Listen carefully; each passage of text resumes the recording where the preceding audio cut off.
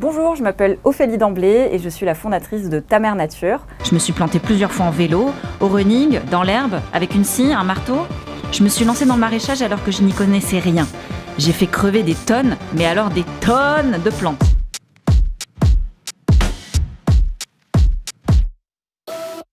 Le sujet de ma toute première vidéo, c'était le fait que je quittais Paris. Donc vraiment, je me filmais en train de chialer et de prendre ma voiture, comme ça, ma petite Twingo, pour partir en formation de maraîchage.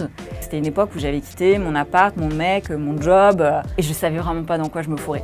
Et en fait, je me suis prise vachement au jeu de partager avec les gens tout ce que je traversais.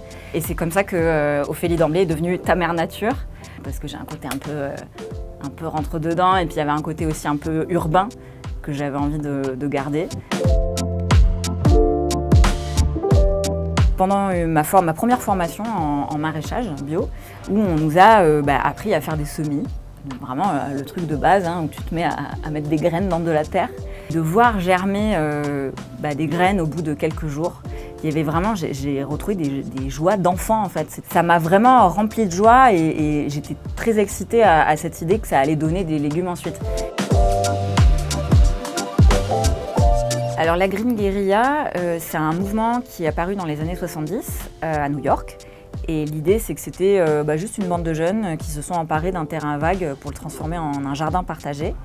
Et ce mouvement a pris de l'ampleur et aujourd'hui, c'est plein d'anonymes comme ça, de citoyens qui s'emparent de lieux un peu hostiles pour les végétaliser. J'avais envie de le raconter, donc on en a sorti une bande dessinée avec un ami qui s'appelle Cookie Calcaire.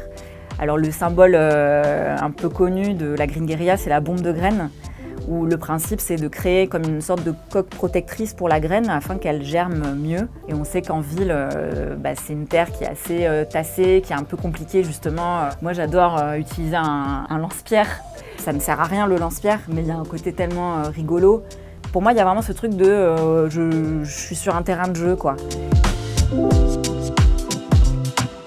Donc ici, on est à la Cité Fertile, c'est un tiers-lieu dédié à la transition écologique. Et j'ai eu de la chance de pouvoir être accueillie en résidence ici. Donc moi, j'ai installé une pépinière de quartier.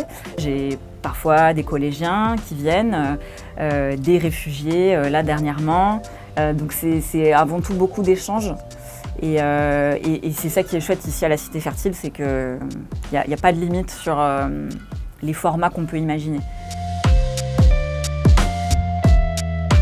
Mon dernier livre s'appelle Manifeste pratique de végétalisation urbaine et l'idée c'est de compiler 50 actions pour s'emparer de la végétalisation mais à toutes les échelles. Donc on démarre de chez soi en faisant par exemple des graines germées, en prenant soin de ses plantes d'intérieur.